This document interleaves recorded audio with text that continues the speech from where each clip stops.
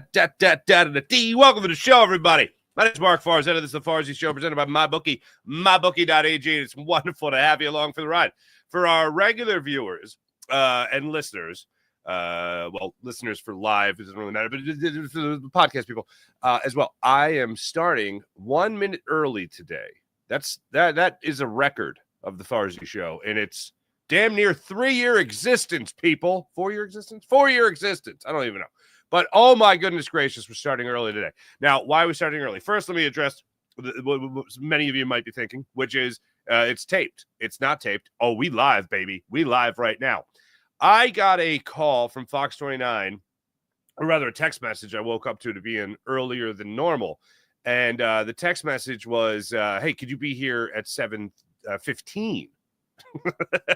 We want to put Nair on your head and remove your hair, because the segment I do is called The Balds, featuring me and Eitan Shander. And they want to remove our hair with Nair.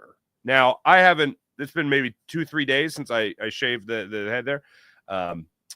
And this is the business I've chosen. The tie-in is because apparently it was good luck for Mike Jarek, host of Good Day Philadelphia. It was good luck for him to get a Brazilian hair removal process. We won't go into more details. So it was good luck for him to do that before the Brazil game against the Packers, which, of course, the Eagles won. And they figure he's not going to do that again. So what other hair can we remove? We got 2 bald guys coming in here. Let's tell them not to shave their heads. Anyway, there's, it's television. It's typical television. This is something that if I told my mom about, she'd just go, okay. This is just what, my son just does weird stuff. And that's work. For the people on the podcast, I just did a very emphasized and emphatic air quote. Work. So that's what we're doing today. That's why we're starting a minute early. We got the Eagles and Packers going on. And I also want to address the Penn State versus Notre Dame game. I don't know if there's a game in existence that more people around me are passionate about that I don't care about. I didn't go to Penn State. I have lived the vast majority of my life in the state of Pennsylvania. I am a Pennsylvanian. I didn't go to Penn State. I don't care. The fact that my brother, and I have a friendly rivalry with my brother. I love my brother. We have a friendly rivalry. He went to Penn State, so that actually makes me not like Penn State. My family is not at all Irish. I feel like I am the only mutt in the state of Pennsylvania who has 0 Irish blood in him. So I don't care about Notre Dame. We are a Catholic family. That doesn't make me root for a football team, so I don't see any affiliation there for Notre Dame. I really don't care. My mom was over last night to help with the kids and watch the game, and she's passionate Notre Dame. Again, not Irish, didn't go there, but Catholic. And that's why she roots for Notre Dame. And they won. So good for my mom and everyone else that just claims Notre Dame, even though they either went to another college or didn't go, whatever. I literally sat in my seat yesterday on my sofa and watched the game. And the thought I had when the game was kicking off was Rob Lowe. Remember when Rob Lowe wore the NFL hat at that 49ers game and people were just like, I just hope both teams have fun. That's how I felt yesterday watching the Notre Dame Penn State game, which Notre Dame won. My advice to Penn State would be better cleats, I guess, better spikes, because when 2 defensive backs, a corner and a safety, fall down on the same play and allow a 53-yard touchdown, that's not what you want. It's bad. Don't do that. That's a bad thing. It was an incredible game. It looked like up until that fourth quarter, both teams were having fun, and then just Notre Dame had all the fun. Yeah. But for all the people that were celebrating Notre Dame, congratulations to you. I am happy for you.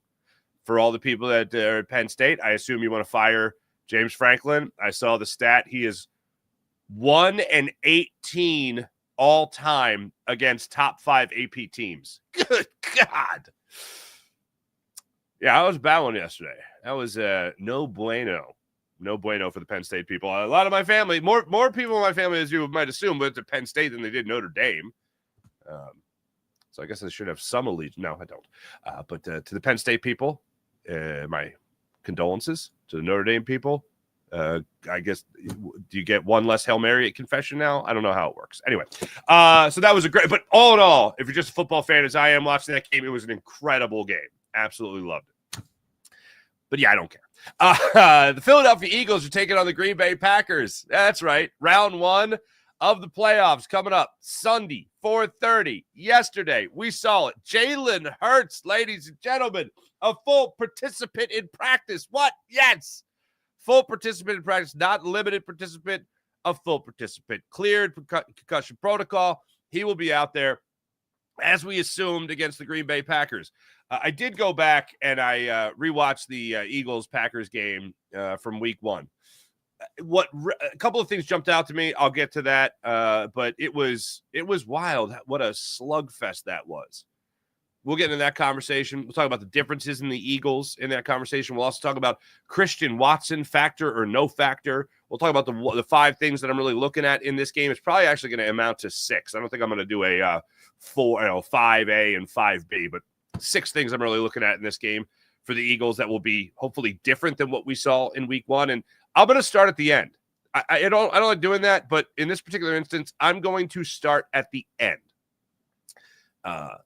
We'll also get into some Saquon Barkley comments yesterday about how fresh he feels and how much he actually enjoyed sitting on the sidelines yesterday or being on the sideline yesterday in the final week of the season, resting, not going for the record and pulling for everybody else, and how he doesn't believe when he was asked, hey, dude, the 2's got a lot of run and the 3's got a lot of run in the final game of the season there. That's pretty great, right? And he's just like, yeah, I don't really believe in the 1s and 2s thing or 3s. I just believe in guys going out there and doing their job. Well, all right, fine. But he said he just enjoyed it. He just enjoyed being out there. Also, something I saw yesterday is something that no one wants to see going into a game where you are favored at home, especially if you're a Philadelphia Eagles fan. It's a name that drives you crazy. And as I was going back yesterday and watching the Eagles game, some things were coming up in my algorithm. The Eagles-Packers game from week 1. Some things were coming up in my algo, right? And, of course, 4th and 26 came up. And I had to watch it. And not only did I watch 4th and 26, I watched the overtime as well. Brett Favre throws the interception. Oh, my goodness. We'll get into that. But so much to get into when it comes to this Eagles-Packers game for this round 1 of the postseason matchup. And I couldn't be more excited for it. And I couldn't be more excited for the outcome. First and foremost, let's address the rust issue. Now, you heard from Nick Sirianni yesterday when I played it for you, when it came to the rust issue with Jalen Hurts. He first says, I'll play the cut again for you. He first says Jalen's going to be out there at practice. This was 2 days ago now. And then there's a follow-up question about whether or not there will be rust for Jalen Hurts. And this is what Nick Sirianni said. I'm replaying this for you because I have context for you about historical quarterbacks over history that had the rust label put upon them. And two of them are a familiar name. One for a good reason, one for a bad. We'll get to that. Yeah, he'll be out there today. We'll get you the injury report after practice. We'll see how it goes, but we'll get you the injury report after practice today. With Jalen missing most of 3 games, are you worried at all about rust with him? No, I think I answered this, to somebody, I can't remember who, earlier this week. This is why you practice. This is why you go through the process of practicing and all the things that you do at practice to get on the same page, to do everything there. We feel like we practice at a very high intensity level.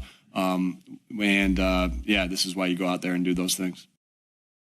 I just real quick, I saw it there. Saw T-Bro in the comments. My man, not recorded. We live.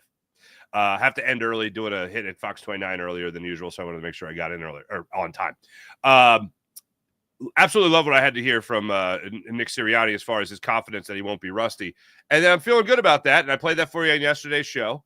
And then I go to, just watch some of the experts talk about the game and all that. And what do I see on a YouTube clip? But my man Dan Orlovsky on ESPN, Mike Greenberg, Greeny on ESPN, Adam Schefter on ESPN. And they're all talking about rust being a factor. All right, well, what's the deal with rust? So then they put this graphic up here. Fewest pass attempts in the final 3 games of a regular season. Started team's first playoff game since 1990. So this started for quarterbacks that started the team's first playoff game since 1990. All right, this goes back a minute, as the kids would say. Okay. My argument for Jalen Hurts has been that he has thrown 4 passes in the last 3 weeks of the season. He has 1 completion in the last 4 weeks of the season, and just as a little extra sugar on top there, had a terrible game and then had a very good game and then threw 4 passes. So rust is a thing that I thoroughly believe in. Now, I don't think it's going to hinder Jalen Hurts to the point of this team losing, but I think it's going to hinder the offense a little bit. So they bring out this graphic. Fewest pass attempts in final 3 games of a regular season, and then what they did in the first playoff game for the team, going back to 1990. 2012, first name I see, Joe Webb. Not a name I wanted to see. This is the bad part, all right? They lost. Fewest pass attempts. I think I have it minimum. Let me get rid of that thing there. Jalen Hurts, 4 pass attempts. Okay. So 2012, Joe Webb. They lost. 2005, Byron Leftwich. Jeez. Byron Leftwich lost. 2002, divisional round. Donovan McNabb won. 1998, Mark Brunell won. And 1992, Neil O'Donnell lost. So 2 and 3 are quarterbacks with the fewest pass attempts in the final 3 games of the regular season in the first game of the postseason. I don't like seeing Joe Webb's name. Donovan's made, hey, yeah, let's go. That's cool. That Donovan game in 2002, I believe that was when they took over for AJ Feely. AJ Brown's on the mind. But seeing Joe Webb's name never gives me warm and fuzzies. I'll tell you that much. And what's also odd is that I remember at the end of that season, that Joe Webb game, if you remember, was played on a Tuesday. It was a Sunday night football game that we had a horrible snowfall, and Mayor Michael Nutter basically forced the NFL's hand and said, we're putting the city of Philadelphia in a state of emergency. And if the NFL was going to still play that game, then that means they're making people come out essentially to a game in a city where there's a state of emergency. So the NFL said, all right, and they moved the game to Tuesday night, and Joe Webb played. I remember shortly thereafter thinking this Eagles offense has not looked like the Eagles offense that we really wanted to see. And they needed to play at the end of the year to get something going for themselves. And then they went into the postseason in 2010. So this was 2 years before Joe Webb lost that game in 2012. They went into that and they were all sorts of rusty, but they didn't play in the final game of the season to get anything going for themselves. This was a game, obviously, here for the Eagles, this most recent game against the Giants, where they had nothing to play for. They could have played for a record. They opted not to. But in terms of helping their odds in the playoff standings, they didn't have anything to play for. So now you just cross your fingers that you're not going to be rusty. So if I'm concerned about anything with this Eagles offense, now it's 2 things after yesterday. One, I've told you before, I've been concerned with rust. Not to the point of they lose the game, but they might make it more difficult than it should be. The other is now A.J. Brown not participating in practice yesterday due to a knee injury. Now, I have seen people take this and run with it, and they've gotten me on clickbait where I've clicked on things that said, oh, is it worse than imaginable? I'm like, well, let's see. And I click on it, and it's like, no, he's fine. And he's hindered by a knee injury right now. I've seen people just throw things against the wall about an ACL injury and all that stuff. And I'm just like, all right, hold on. Tim McManus, Adam Schefter, I believe it was Ian Rappaport as well. All the people you really want to hear from. Jeff McClain, Inquirer.com, also mentioned it. This is not a knee injury that is going to keep A.J. Brown. It's not expected to be a knee injury that's going to keep A.J. Brown out of this matchup against the Green Bay Packers in round 1 of the playoffs. That's the most relieving thing. The thing that still gives you pause and concern is that you don't know how much this is going to hamper him. You don't know if he's going to be here's what we do know. He's not going to be 100%. Probably not 95%. Maybe 85 to 90%. That's what we hope for. But we don't know how much he is not going to be 100%.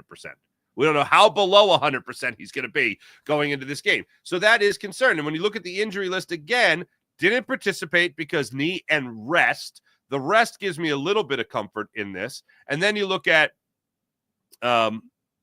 basically everybody else that you'd be throwing the football to, and you feel better about it. Grant Calcaterra, full participant. Dallas Goedert, full participant. You feel better about that.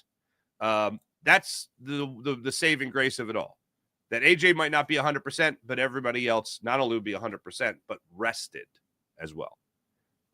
The AJ Brown thing raises my eyebrows because it just makes me pay a little bit more attention to how he looks in the first quarter of this game coming up against the Packers. But as far as being flat out scared, not even a little bit. Not even a little bit. So let's get into it when it comes to this Eagles-Packers matchup. I got some things to go after, things to highlight for you here. First and foremost, when I watched week 1 against the Packers, when I did go back and watch the entire game, I told you already that one of the things that really jumped out to me was the slugfest. The other thing that showed up to me was how great and then bad Jalen Hurts looked in the game. Let's start with the bad. The bad was the 2 interceptions. The first interception that he had, 3 plays into the new season where he was just haunted by turnovers the previous year. And this team was right away looking like they were going to have the same types of issues and problems that they had the year before with their quarterback turning the football over. Jalen Hurts drops back on the 3rd play and hoists one down the middle of the field. Bad throw, bad read, late read, all that. Picked off by who? Xavier McKinney. Good times. The second interception for Jalen Hurts came in the red zone where he had 2 opportunities to be picked off. One was Nixon on the sideline that he just dropped. Bad throw, bad read by Jalen Hurts. Could have been intercepted and really been a pick 6 and been the difference in the game. Fortunately, it wasn't. Nixon dropped it. But Jalen Hurts on the very next play, that was on a 2nd and 13. The very next play on a 3rd and 13, if you remember, Jalen Hurts drops back, scrambles around a little bit, throws the ball in the middle of the end zone. A.J. Brown slips. Jair Alexander picks it off. My issue with that throw, and this is now week 1, a million years ago, it feels like, but my issue with that throw is that it just didn't have to happen. Like, you could have just waited, or you could have just thrown it away, scrambled, whatever, slid, and then just taken the field goal in that instance. Instead, Jalen threw in the middle of the end zone for Jair Alexander to pick off. Now, of course, Jair Alexander is not going to be playing in this game. He's done. But Jalen Hurts threw his 2nd interception of the game in an instance where you were trying to get something going for yourself where you could have gone up by 2 scores. At that point in the game, it was 31-26, and the Eagles had an opportunity to at least get a field goal out of that. So, dumb play by Jalen Hurts. I only bring it up because that Jalen Hurts I haven't seen for quite some time. The Jalen Hurts that last year, very bad. Jalen Hurts this year, especially the end of last year, at the start of the season, it was a little concerning. They also had a fumbled snap, 2 fumbled snaps, one in shotgun, and the other at the goal line that ended up resulting. It was a tush-push failure, unfortunately. Eagles ended up settling for a field goal. But that version of Jalen Hurts that had made those 3 really ill-advised throws, I haven't really seen that guy very much since week 1. So there's definitely a turnaround there. But I just bring that up to say that this game really did come down to the wire and could have been very different with just 1 or 2 plays here and there. I'm not going to go so far as to say something stupid along the lines of take away the scoreboard. Yeah, not going to do that because the scoreboard matters. But there's a couple of plays that could have made it go either way. Fortunately, the Eagles were able to escape that. So that's one thing that came out to me, or I was reminded by going back and watching the game. The other was Zach Bond. The beginning of Zach Bond. 15 tackles in that game, 2 of them for sacks. His 2nd sack in that game came to seal it off for the victory for the Eagles. So that was like the first, oh, wow, maybe the Eagles have something here in Zach Bond. I remember looking at those numbers at the end of the game and thinking, 15 tackles? I think his career high for tackles in a season was 32. So he was almost halfway there after 1 game. Maybe Vic Fangio knows what he's doing. Also in that game that I forgot about, Eagles had 2 drives of 15 plays or more. That was a taste of things to come because they've certainly had a lot of those drives this season. Saquon Barkley, people talk about, they didn't really commit to the run until after the bye week, which is funny because he did not play well against the Browns, which was the first game after the bye week. And then after that, or he didn't have big numbers at least. And then after that, he lit the world on fire. Bad pun right now. I'm sorry. Strike that from the record. But Saquon Barkley was incredible after that Browns game. 109 yards, though, against the Packers. Over 130 yards around 130 yards for the game, including his touchdown reception, but had 3 touchdowns overall. So they might not have committed to the run as much as people give him credit for. However, what they did do was commit to Saquon Barkley pretty early. I mean, that was a sight for sore eyes in the early goings of this. So hopefully do that same thing. Also, Jaden Reed. Oh, my goodness. Christian Watson had 1 catch. He almost had a touchdown reception on the opening drive for the Packers, but Quenyon Mitchell was just getting started with his wonderful rookie campaign and broke up that play to Christian Watson. Other than that, he only had 1 catch. Jaden Reed is the guy that you got to be aware of in this one. Jaden Reed had 138 yards and a touchdown in that game in week 1 against the Eagles. So that's a guy I'm going to be a little bit more focused on. I can't mention Jaden Reed and not mention Chauncey Gardner-Johnson because Chauncey Gardner-Johnson, CD Deuce, CJGJ had a terrible game against the Packers. Terrible game against the Packers. Almost allowed 2 touchdowns, as a matter of fact. And the missed tackle that he had on the Jaden Reed play was just awful. Absolutely awful. If you remember that play, 70 yards, I think it was. 70-yard touchdown, yeah. It made the score 19-14 in favor of the Green Bay Packers in the second quarter. On that play, Darius Slay has he goes to cover the flat, opening things wide open for Jaden Reed. Then you see Chauncey Gardner-Johnson start to float over to him, goes to make the tackle and just slips right off him. Jaden Reed takes to the house for the touchdown. That was okay. This is the season we're going to have? All right. Not great. But since that game, the 2 biggest differences that I've seen is Jalen Hurts' play. I'm not concerned about turnovers, throwing the ball away, turnovers at all. With not even thinking about it. And Chauncey Gardner-Johnson's tackling ability. Since week 1, those are the 2 biggest differences. The third thing I think about is Cooper DeJean. Avonte Maddox was your starting nickel corner in that game. It's been a huge upgrade, and it almost goes without saying at this point of what Cooper DeJean has brought to the table as the Eagles' nickel. It's amazing. When it comes to Cooper DeJean and Quenyon Mitchell, we let you hear the other day about Vic Fangio talking about what these guys have done so well as rookies. They just keep on staying hungry. They're just thirsty. They just want to get better and better and better. They don't rest on their laurels. They don't say, okay, well, I've made it. I'm great. But one thing that I really love hearing, and some people might take this as overconfident, I take this as just being confident. When they get asked the question individually about rookies, are you guys still rookies? Do you guys still see yourselves as rookies? They got Cooper DeJean talking about this in particular. He's like, no. I've had my season under my belt. I've had my welcome to the NFL moment, which he said was covering Adam Thielen in that Panthers game, and it absolutely looked like it. One of the things I remember watching on the All-22 was a play where I think it was Quenyon Mitchell. Yeah, there was 2 plays. Quenyon Mitchell and Cooper DeJean got beat by Adam Thielen, but Bryce Young didn't see him. And Adam Thielen just turned around to the young corners and just went, oh, I had you there. I had you beat. Could have been a welcome to the NFL moment for both of them. But I love the idea of both Quenyon Mitchell and Cooper DeJean not talking as if they're rookies. And then on the other side of that, Darius Slay being like, oh, they'll always be rookies to me. And I thought, oh, that tracks for a locker room. But the fact that they have that confidence that they don't think of themselves as like young, inexperienced guys anymore, I absolutely love that. So going back and watching this game, I talked about the bad of Jalen Hurts. The good of Jalen Hurts was a 3rd and 8 play he made to Devontae Smith to convert.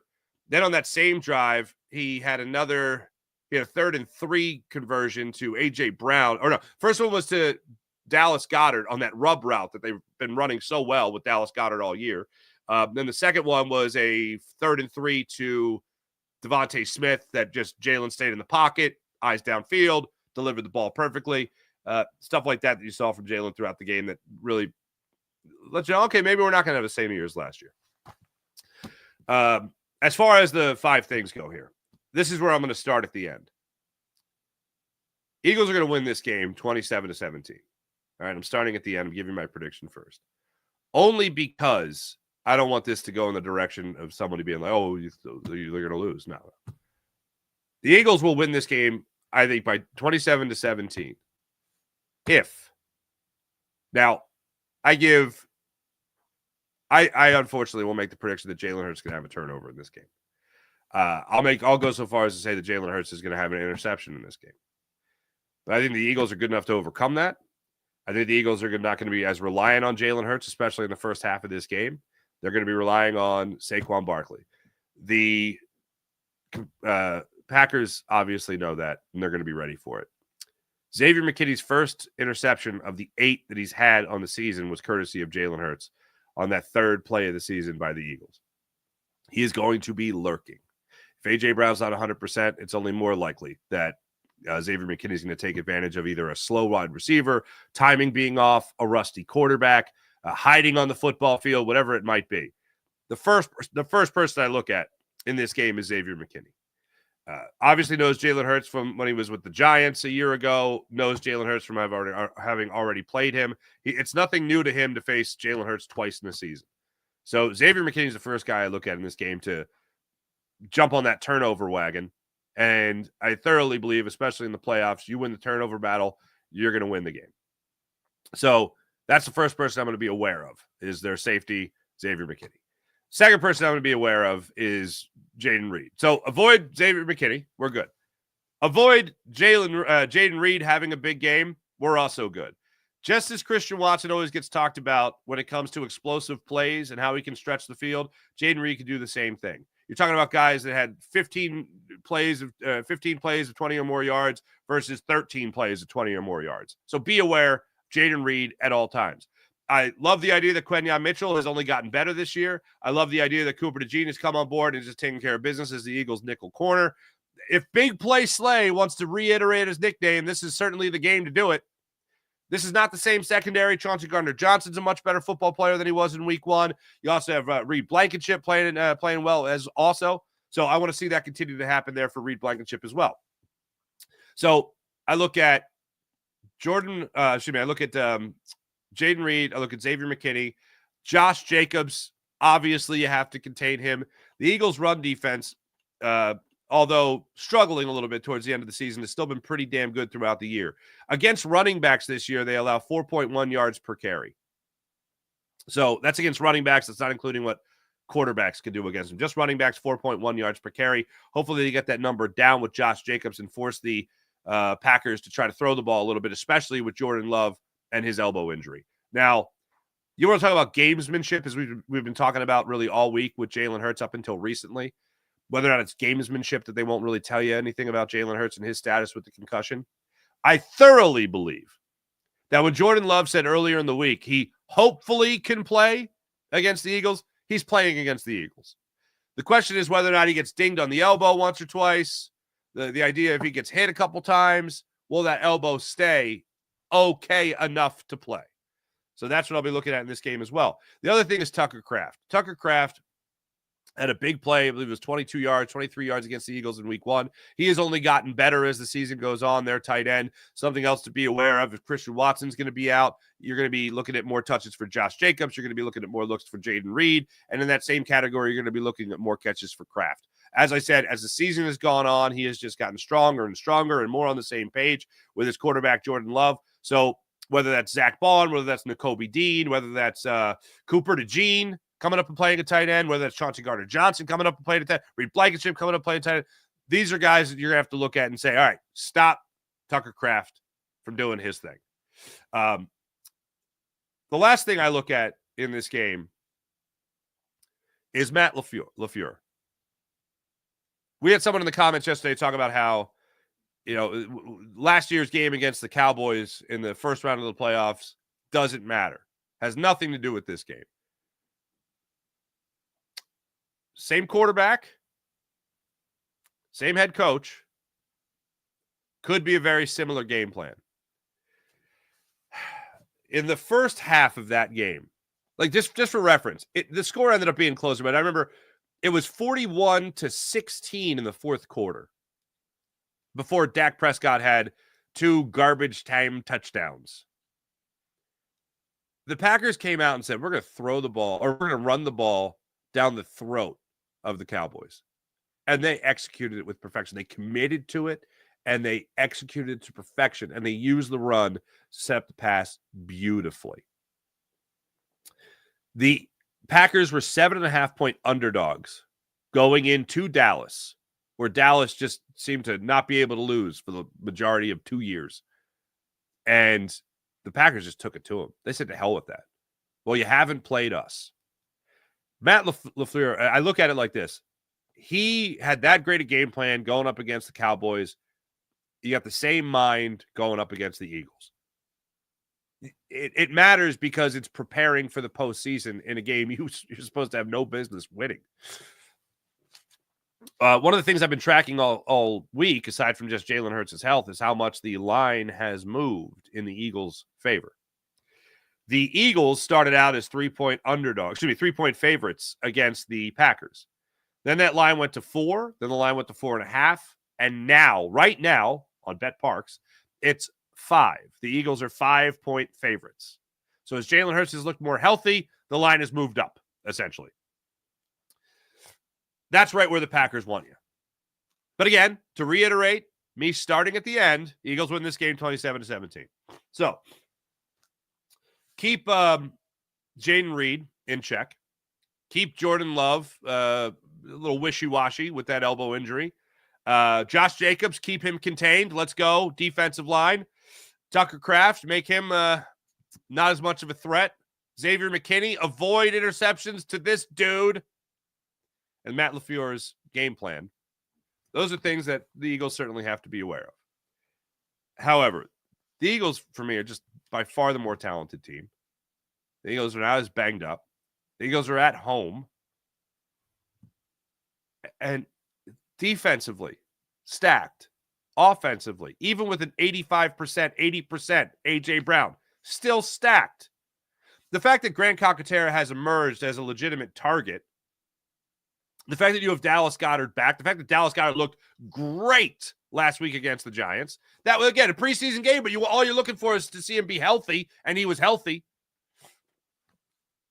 Those are all things that I look at and go, all right, the Eagles just can't lose this game.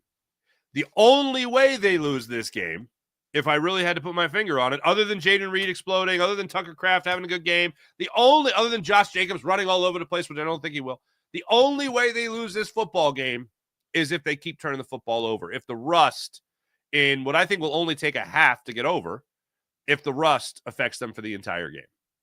And when you have the timing issues, when you have guys in the passing game that haven't been in sync as recently as the Panthers game, then you don't play for 3 weeks.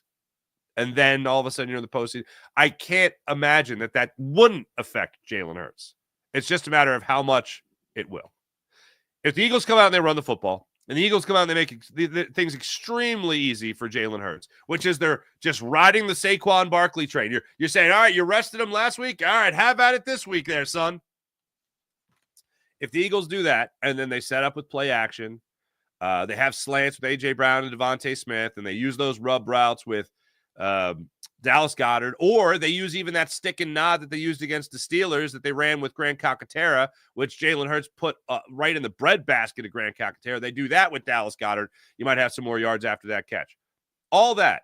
Just keep it simple, stupid for Jalen Hurts in this game. Let him get back into the swing of things, and the Eagles will win this game by 10 points. And that's the way I think this happened. I think rust rears its ugly head early for Jalen Hurts, unfortunately. But the Eagles can control enough with Saquon Barkley.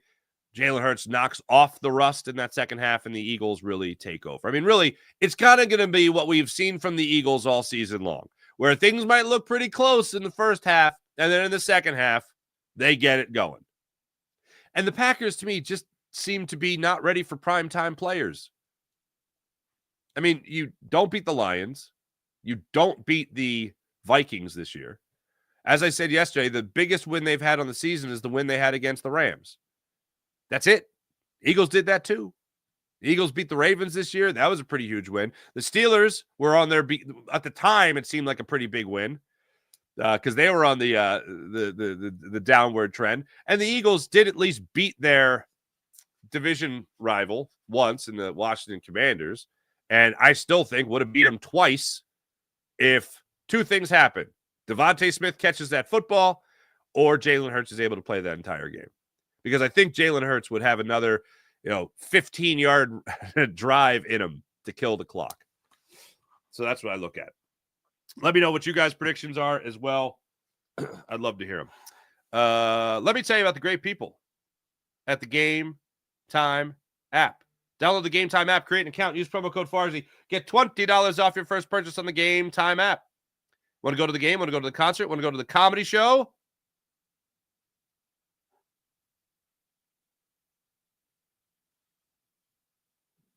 Sorry, I just saw something. Want to go to the concert, comedy show, whatever it might be, go to the Game Time app. Download the Game Time app, create an account, use promo code Farzy. Get $20 off your first purchase on the Game Time app. How about PHL Sports Nation, Philadelphia Sports Nation, enhancing your Philadelphia sports fan experience across all social media and blogs. That's PHLSportsNation.com.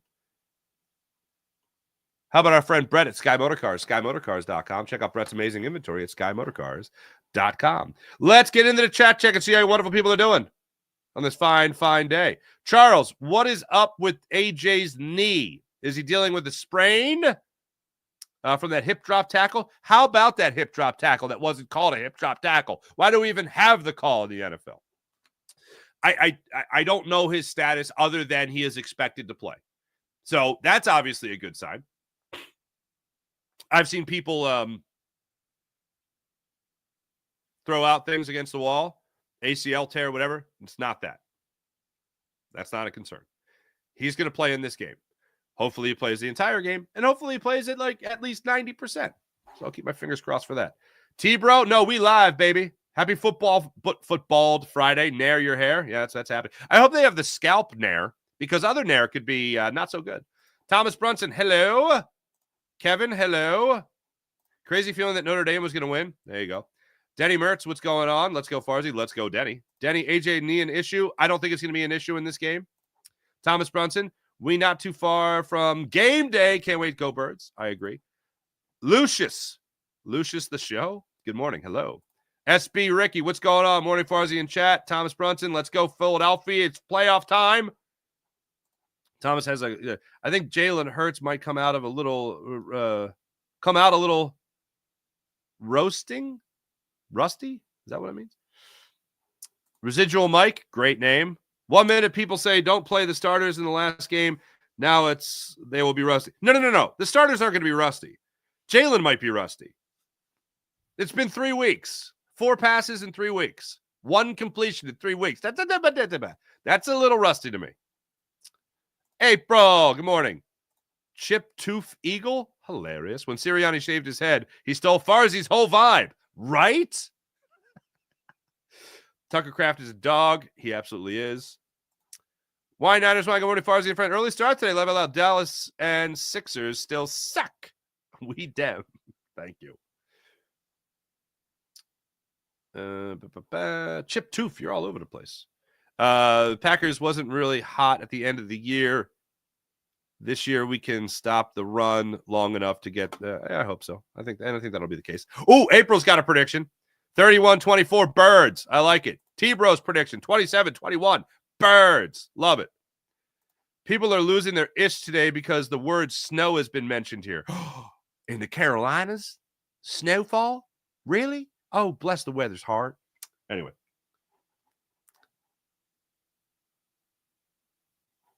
Wait, what?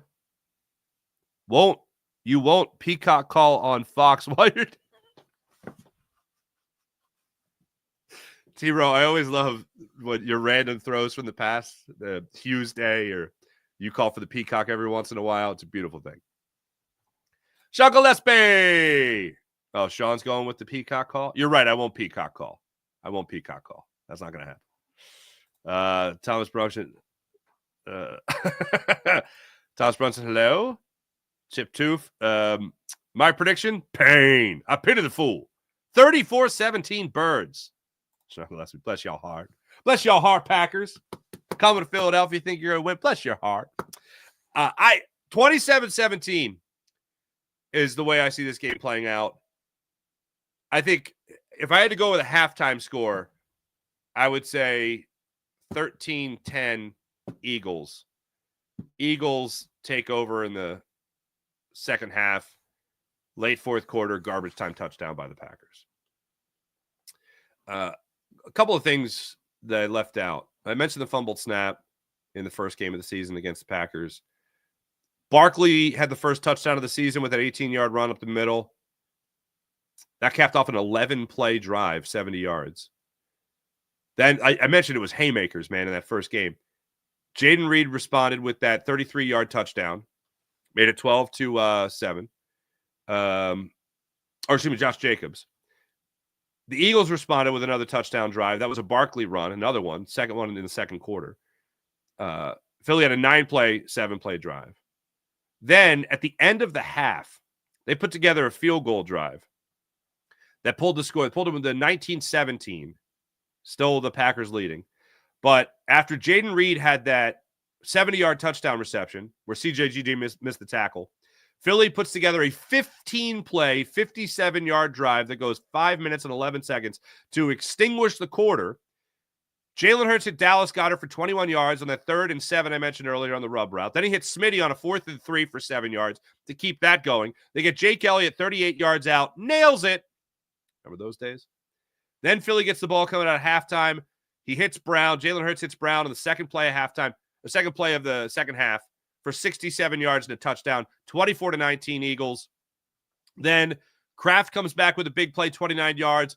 Watson scores the touchdown on Avonte Maddox. Womp, womp. That makes it 26-24. That was the last lead the Packers would have. Eagles force them to go 3 and out. Eagles get the Reed Blankenship interception. They make it 31-26 after that on Barkley's 3rd touchdown. This one, Reed Blankenship intercepts the ball.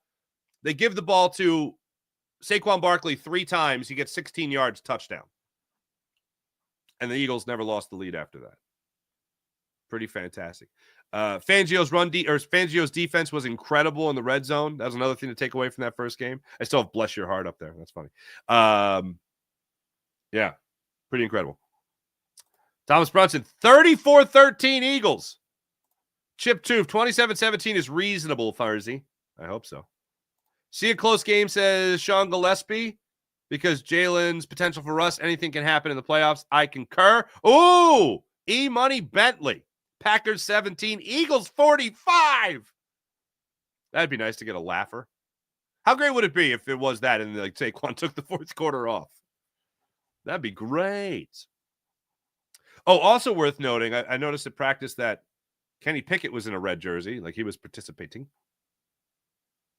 John Dentz. Or Dietz. 23-31 Eagles. All right. I'm with you. Folks, I appreciate you guys hanging with me. We started the show early today for the record. All right. Now I have to go to Fox 29 and get my the top of my head nared. Because I went to college and this is what I do for a living. Thanks for watching. Thanks for listening. Again, 27-17. Eagles win the game. That's the way I look at this one.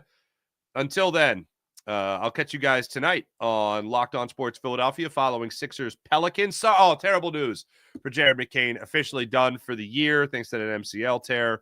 That sucks. So hopefully he just picks up from where he left off next year. But that certainly hurts the Sixers as a contributor off the bench.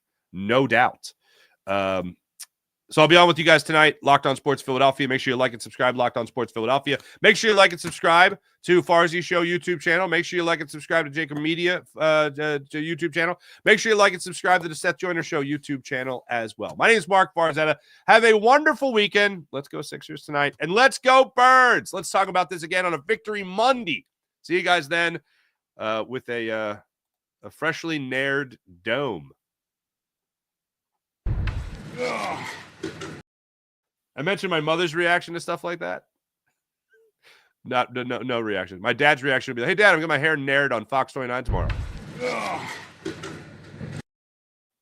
That's how that's going to go. Have a wonderful weekend, everybody. My name is Mark Farzetta. Like and subscribe to Farzetta YouTube channel. See you guys later.